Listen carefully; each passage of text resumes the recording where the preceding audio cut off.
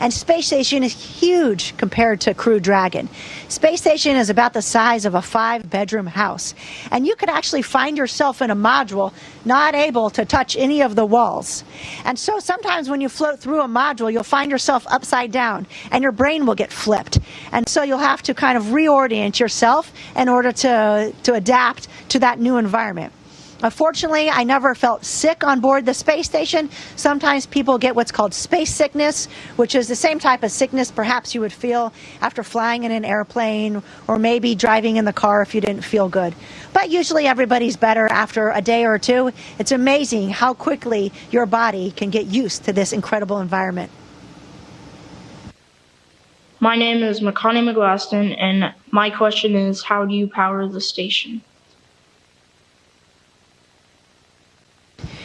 So we have 4 sets of huge solar arrays that gather energy from the sun to power the space station.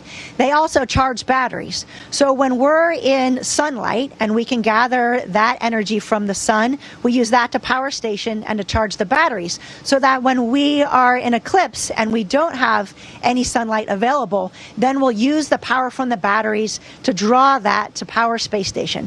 And that goes back and forth between the day-night cycles.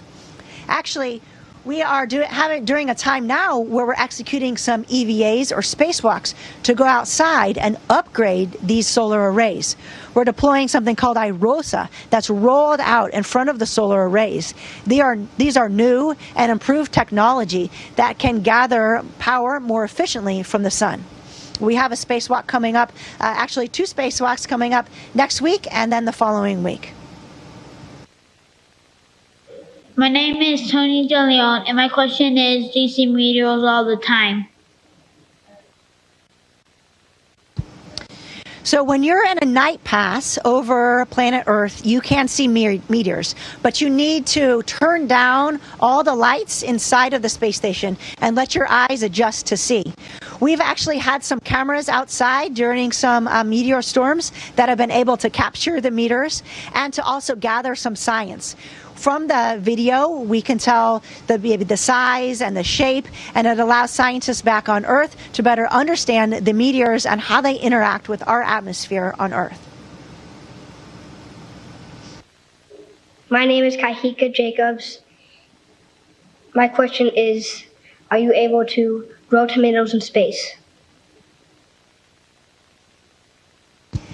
That is a great question because in just a couple days, spacecraft called SpaceX 26 is a cargo vehicle, and it's going to deliver a ton of science and food and supplies to the International Space Station. And on board that spacecraft is an experiment called Veggie 5. We're going to be growing dwarf tomatoes in space. We're going to be looking at different types of light and fertilizer and how that affects the growth and the taste of the tomatoes. We'll be able to figure that out because at the end of growing the tomatoes, the astronauts will actually get to taste the tomatoes and rate their taste. This is important because when we go to Mars on a 2 to 3 year mission, the thermal stabilized food and freeze-dried food that we had will lose a lot of its nutritional value over that time. So we need to be able to supplement with freshly grown fruits and vegetables on that mission. On behalf of the Osage Nation, I'd like to thank NASA astronaut Mann and her crew for taking the time to connect with our Osage youth today. Safe travels and best wishes. Wewana, which means thank you.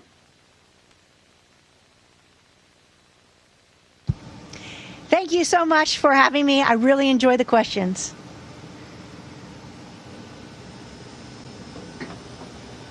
Station, this is Houston ACR. That concludes the event.